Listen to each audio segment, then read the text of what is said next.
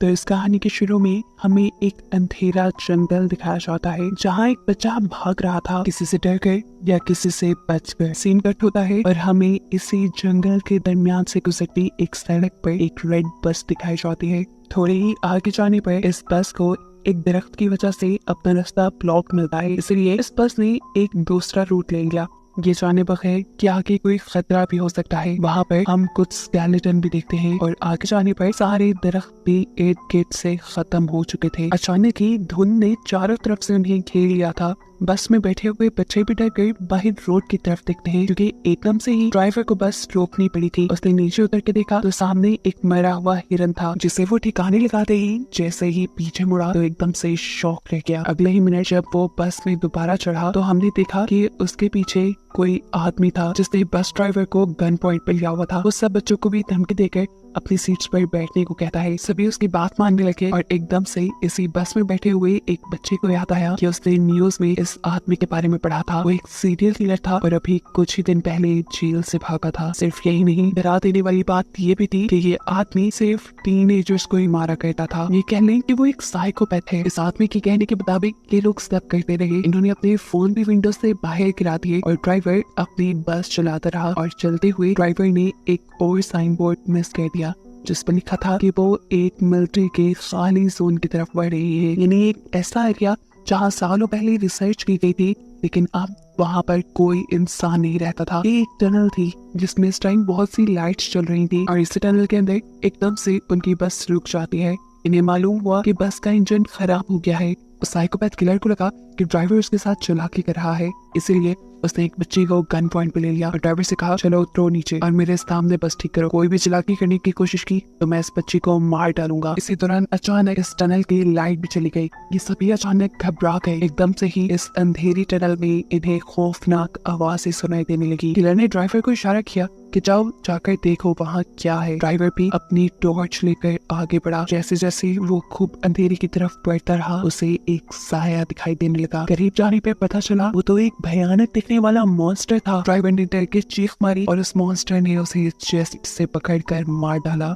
अंदर बस में बैठे हुए लोग ये सब कुछ देख रहे थे। वो किलर भी उस लड़की को लेकर जल्दी से बस के अंदर ही आ गया। ये लोग चिल्लाने लगे थे। किलर इन सब से खामोश रहने को कहता है ताकि वो मॉन्स्टर इन्हें देख ना पाए, सुन ना पाए, और तेजी से बस स्टार्ट करने की कोशिश करता है। लेकिन यहाँ पर बस की चाबी नहीं थी। वो तो थी अभी तक ड्राइवर के हाथ में, जिसे वो मॉन्स्टर मार चुका था। वो इन बच्चों को काम देता है ड्राइवर के हाथ से चाबी लाने का। एक लड़की जैसे ही चाबी लाने के लिए डरते डरते ड्राइवर के पास पहुंची तो उसे देखकर वो शॉक रह गई। वो मर चुका था। लड़की को यकीन नहीं आ रहा था। हमसे उसके आंसू निकलने लगे, लेकिन ये रोने का वक्त नहीं था। उसने एहतियात से ड्राइवर के हाथ से चाबी ली और बस में वापस आ गई। बस में बैठकर भी उसकी हालत अजीब थी। बाकी बच्चे जब उससे ड्राइवर के बारे में पूछते हैं तो वो नाम में सर हिला देती है, क्योंकि अब वो जिंदा नहीं रहा था। ये सुनकर ये सब बच्चे भी दुखी हो गए। यहाँ अभी किलर रजी नाम के लड़के को बस स्टार्ट करने को कहता है, लेकिन बस तो खराब थी, कैसे स्टार्ट होती। उसे धमकी देता है कि अगर तुमने बस स्टार्ट ना की तो मैं इन सबको मार दूंगा। ये लड़का भी बाकियों से काफी जोशीला था। बिना डरे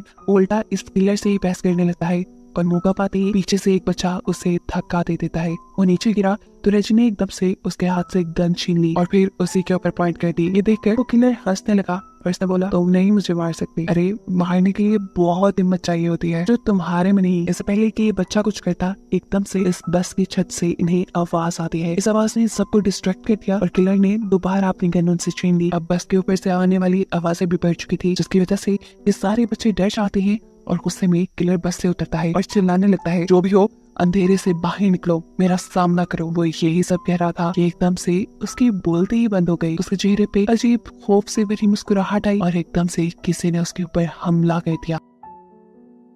हमला करने वाले ने उसका सर धड़ से अलग कर दिया था और बस के अंदर से ये देखकर बच्चे बिल्कुल शॉक रह गए। वो खामोश हो चुके थे क्योंकि उन्हें क्रिएचर यानी मॉन्स्टर के एक हाथ में उस आदमी का सर और वो खौफनाक सी दिखने वाली क्रिएचर नजर आ रही थी। उसके हाथ में बहुत सारे टेंटिकल्स थे जो उसने इस आदमी के सर के अंदर धंसाए हुए थे। इन्हें समझ ही नहीं आ रही थी कि ये क्या करे। ये लोग अब अपनी जान बचाने के लिए इस बस के अंदर रहने का ही डिसाइड करते हैं, लेकिन तब तक ही जब तक इन्हें अपने बस के बाहर से अजीब आवाजें सुनाई नहीं देने लगी थी। कड़कड़ाती हुई आवाज से बस का दरवाजा खुला और इन्होंने बस की सीट के ऊपर उसी मॉन्स्टर की बड़ी बड़ी हाथ देखी। इन्हें मॉन्स्टर बस के अंदर आ चुका था, जिससे बचने के लिए ये बस के दूसरे डोर से नीचे की तरफ भागने लगे, पर ये दरवाजा नहीं खुला। उनके हाथ में टॉर्च थी, जिसका मुंह गलती से जब मॉन्स्टर की तरफ होता है तो ये नोटिस करते हैं कि मॉन्स्टर इस लाइट से डर रहा है। बस इसी चीज का फायदा उठाते हुए इन्होंने उस मॉन्स्टर को लाइट के जरिए ही दूर रोके रखा कि जितने में इनकी बस का दरवाजा भी खुल गया और ये लोग बस से उतर गए। लाइट को मॉन्स्टर की तरफ रखते हुए ये लोग आगे की तरफ भागते रहे और पहुंचे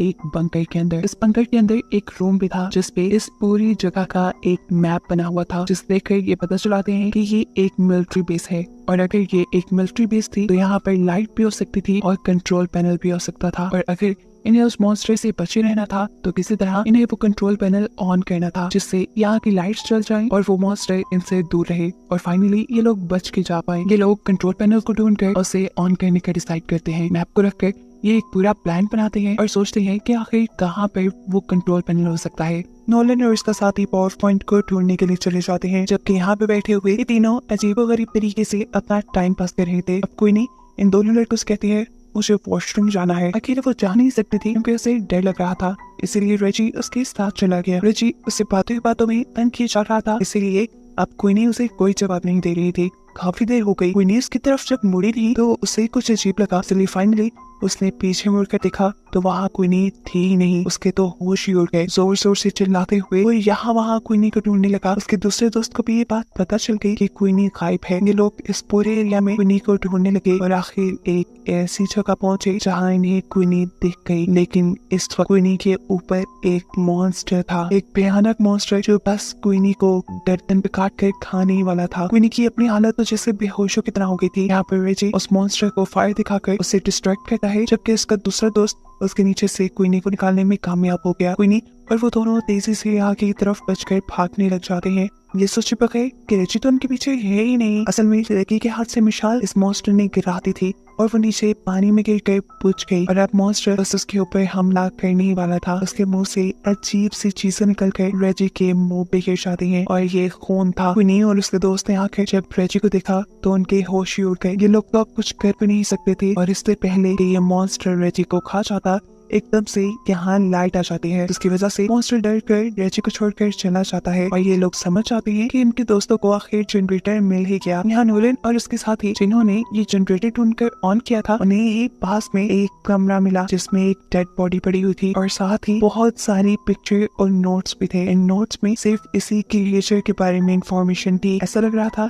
कि जैसे किसी ने इस क्रिएचर के ऊपर बहुत रिसर्च की है और फिर जैसे वो इसको मारने में कामयाब नहीं हो पाया। खैर ये सब पढ़ना इनका पॉइंट नहीं था। इनका पॉइंट था कि ये जल्द ही सेफली इस कार से निकल जाए, इसीलिए ये पीछे की तरफ मुड़ते हैं तो इन्हें दूर से एक अजीब सा शेडो दिखाई देता है। ये दोनों डर गए। इन्होंने सांस तक रोक लिया क्योंकि आने वाला मॉन्स्टर भी हो सकता था, पर मालूम हुआ कि ये कोई मॉन्स्टर नहीं बल्कि उसके तीनों साथी थे, जिनको देखकर ये खुशी से उनके पास चले गए। ये खुशी सिर्फ एक पल की थी क्योंकि अगले ही पल उन्होंने क्वीनी की गर्दन पे एक निशान दिखा। वो जख्म था, बहुत गहरा जख्म जिसके अंदर से खून निकल रहा था। ये उस मॉन्स्टर के काटने की वजह से हुआ था। ऐसा भी हो सकता था कि अब क्वीनी इन्फेक्टेड होकर उस मॉन्स्टर में बदल जाए। उनमें से कहता है कि शायद हमें क्वीनी को साथ नहीं रखना चाहिए, लेकिन ये लोग ऐसा नहीं करते। क्वीनी को साथ ही रखते हैं। उसके साथ आके क्या होने वाला है इस चीज की इन्फॉर्मेशन लेने के लिए ये दोबारा उसी कमरे में जाते हैं जहाँ पहले उन्हें बहुत से नोट्स मिले थे उस मॉन्स्टर के बारे में। वहाँ पड़े हुए बहुत से नोट्स में से वो एक नोटबुक उठाते हैं और उसे पढ़ना शुरू करते हैं। ये एक लड़के की कहानी थी जिसे अपनी बहन के साथ नई नई जगहों को एक्सप्लोर करना बहुत अच्छा लगता था। पर ऐसे ही ये लोग एक दिन एक्सप्लोर करते करते इस मिलिट्री बेस तक आ गए। वो लड़का जिसने कहानी लिखी थी वो यहाँ के मैप को गौर से देखता रहा और पीछे ही रह गया, जबकि उसकी बहन आगे आगे बढ़ती रही और एकदम से वो शॉक हो गई जैसे उसे टनल के अंदर कोई अजीब चीज नजर आई हो। पीछे जो उसका भाई खड़ा था वो जैसे ही उसकी तरफ देखता है तो बहुत देर हो चुकी थी। टनल के अंदर से चीखने चिल्लाने की आवाज आ रही थी। इससे वो खुद भी डर गया और अंदर जाकर अपनी बहन को बचाने के बजाय वो जंगल की तरफ भागने लगा ताकि वो अपनी जान बचाकर यहाँ से जा सके। ये वही सीन है जो हमने मूवी के स्टार्ट में देखा था। इस टाइम ये बच्चा तो यहाँ से चला गया, लेकिन अब उसके दिमाग में ये इंसिडेंट रह गया था। उसके दिल में ये बात रह गई थी कि उसकी लापरवाही की वजह से उसकी बहन मारी गई, और अब वो उस चीज से बदला लेना चाहता था जिस चीज ने उसकी बहन को मारा था। सालों गुजरने के बावजूद भी वो कुछ नहीं भूल पाया। उसने इस मॉन्स्टर के ऊपर रिसर्च की, उसके बारे में एक एक चीज पता चलाई और फिर प्लान किया कि कैसे वो इस मॉन्स्टर को मार सकता है। उसने मॉन्स्टर को मारने के लिए एक मशीन तक बना डाली थी, लेकिन इससे पहले कि वो मॉन्स्टर को मार पाता, उसकी बुरी किस्मत के मॉन्स्टर ने उसके यहाँ होने का पता चला लिया और उसे ही मार डाला। उसी के बनाए नोट से ये लोग ये भी पता चला पाते हैं कि वो मॉन्स्टर जिसके ऊपर हमला कर लेता है या जिसका खून चख लेता है उसे मार कर ही रहता है। और अब क्वीनी के ऊपर बहुत ज्यादा खतरा था। ये लोग फैसला करते हैं कि क्वीनी को बचाने के लिए ये लोग लड़ेंगे। उस आदमी ने जो काम शुरू किया था उसे ये लोग पूरा करेंगे, उसकी मशीन को ये लोग कंप्लीट करेंगे और उस मॉन्स्टर को मार देंगे। लेकिन क्वीनी यहाँ कहती है नहीं, मेरी वजह से कोई अपने आप को खतरे में नहीं डालेगा। लेकिन उसके सारे ही दोस्त अच्छे थे, वो कहते हैं नहीं, हम सारे यहाँ से जिंदा ही बचकर निकलेंगे। ये सोचकर ये सभी एक दूसरे को गले लगाते हैं और फिर एक साथ अपने प्लान पे वर्क करना शुरू कर देते हैं। कुछ देर की मेहनत के बाद ये लोग उस आदमी की बनाई मशीन को मुकम्मल कर भी लेते हैं, जो अब पूरी तरह काम कर रही थी। ये देखकर ये लोग बहुत खुश हुए, लेकिन अभी मेन काम बाकी था, उस मॉन्स्टर को इस मशीन के सामने लाना, जिसके लिए ये लोग एक ट्रैप बनाते हैं। क्वीनी के खून से भीगे हुए कपड़े ये लोग एक खाली जगह पर रख देते हैं ताकि उसे सूंघते हुए वो क्रिएचर वहां तक आ जाए। थोड़ी दूरी पर उन्होंने क्वीनी को भी खड़ा किया हुआ था ताकि मॉन्स्टर सही जगह पर आए और ये लोग फिर लाइट जलाकर उसे मार दें। इनके प्लान के मुताबिक वो मॉन्स्टर इनके सामने आया भी। खुशबू सूंघते हुए उसने क्वीनी के कपड़े भी उठाए, लेकिन ये क्वीनी नहीं थी। वो जान गया था ठीक इसी टाइम पर नोलन को वो ट्रिगर नीचे करना था, लेकिन बदकिस्मती से वो ट्रिगर फंस गया और ऐसे मॉन्स्टर क्वीनी को ढूंढते हुए उसके पीछे आ गया। इससे पहले कि वो क्वीनी के ऊपर हमला कर देता, ठीक वक्त पर वो लोग उस मशीन के ट्रिगर ऑन कर देते हैं और बहुत सारी लाइट उस मॉन्स्टर पे पड़ने पर मॉन्स्टर क्वीनी को छोड़ देता है। क्वीनी और उसके दूसरी साथी तेजी से भागते हुए टनल से बाहर निकल आते हैं और यहाँ रकी का साथी तेजी से भागते हुए उस मॉन्स्टर के पेट में स्टैब कर देता है। लेकिन इनकी बदकिस्मती कि उनके इस वार ने मॉन्स्टर का कुछ नहीं बिगाड़ा था। अब इन लोगों के पास बस यही हल था कि ये लोग अपनी जान बचा के यहाँ से भागे। हाथों में मशाल लिए ये लोग बाहर की तरफ भागने लगते हैं, लेकिन अब मॉन्स्टर इनके पीछे पीछे था। दोनों लड़कियां तो कब की टनल से बाहर निकल गई थी। टनल से बाहर निकलते ही उन्होंने सुकून का सांस लिया और पीछे देखा जहाँ अभी तक उनके दोस्त नहीं आ रहे थे और अब उनके सामने मॉन्स्टर भी खड़ा था। डर से ये लोग कांपने लगे, लेकिन मॉन्स्टर बाहर नहीं आया क्योंकि बाहर रोशनी थी। इतने में ही पीछे हम उन तीनों लड़कों को देखते हैं जो अब इस मॉन्स्टर के करीब आकर पीछे से उसे आग लगाकर टनल से बाहर आ गए। वो मॉन्स्टर आग में जल गया और फाइनली इनका प्लान सक्सेसफुल रहा। इन्होंने उस मॉन्स्टर को मार दिया था। इन सब की जान बच गई थी, ना सिर्फ अपने लिए, इन्होंने यहाँ आने वाले आगे सभी लोगों के लिए खतरा खत्म कर दिया था। इसीलिए ये बहुत खुश थे। कहानी के आखिरी सीन में ये बच्चे अपने ड्राइवर को याद करते हैं जिसने इनसे एक पहेली पूछी थी कि वो ऐसी क्या चीज है जो हर मुसीबत से हमें बाहर निकाल देती है। उस टाइम तो इन्हें इस पहेली का जवाब नहीं आया था, लेकिन अब ये लोग समझ गए थे कि वो चीज हिम्मत है जो किसी भी इंसान को किसी भी मुश्किल से बाहर निकाल देती है। मरते हुए भी ड्राइवर इन्हें बहुत बड़ा सबक दे चुका था जो